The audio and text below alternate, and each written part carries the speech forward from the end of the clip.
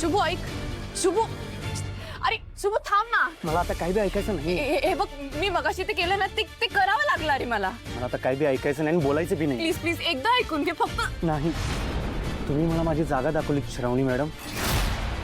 मी आता माझी पायरी ओळखून वागेल. ऐक ना, ऐक ऐक ऐक, मला मॅडम नको रे म्हणूस. अहो मॅडम नको म्हणू. अहो तुम्ही माझ्या मॅडमच आहात, साहेबांची मुलगी आहात तुम्ही. मी तुम्हाला श्रावणी नावाने कसं काय हाक मारू? हे बघ, मला कळते तुला खूप वाईट वाटले, मला कळते, पण तू कारण समजून घे ना. श्रावणी मॅडम मला आता काय समजून घ्यायचं? असं का करतेस? एकदा ऐक ना माझं. हे बारे, म्हणजे तुम्ही मला माझी जागा बी दाखवणार, तुम्ही मला त्याच्यावर ओरडणार बी नाही. काय माहिती आहे काय, श्रावणी नावानं हाक मारणं खरं म्हणजे माझी लायकीच नव्हती आतापर्यंत. मी माझी लायकी सोडून वागालतो. आणि खरं तर तुम्ही आतापर्यंत ना माझ्यावर उपकार करालता, ते मला वाटाल तर प्रेम. आता मला शानपण आलं. आता मी माझी लायकी सोडून वागणार नाहीये. आता कसं आहे, मला हे कळून चुकले की जोपर्यंत तुमची गरज होती ना, तुम्ही चांगलं वागत होता. आता कसं आहे, तुमची गरज संपली, आता मी मरो पडो झडो, तुम्हाला काय फरक पडते ना. एक असं असं तोडून नको ना वागूस. बाबा होते रे दरवाजात. बाबा दरवाजात होते म्हणून असं वागायचं? हं? मला काही कळतच नाही. आणि साहेबांनी घाबरून एवढा अपमान करायचा. अहो तुम्हाला मी घास भरवालतो, जेवण भरवालतो, त्यासनी रागवण्यासारखं काय होतं?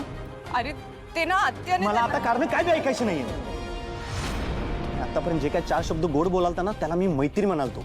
पण नाही, यातलं आता काय बी खरं नाहीये आणि यातलं आता काय बी होणार नाही, हा माझा शब्द आहे. मला आता एवढं कळून चुकले, आजपासून यो शुभू तुमचा नोकर आणि तुम्ही माझ्या मॅडम.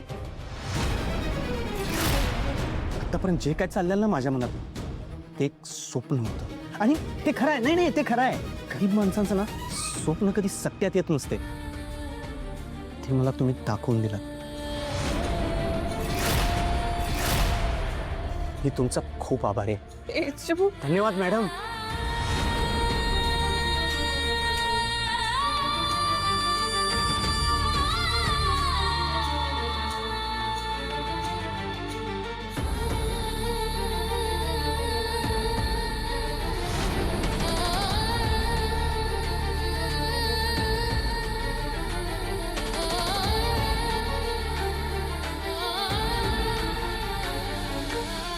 काय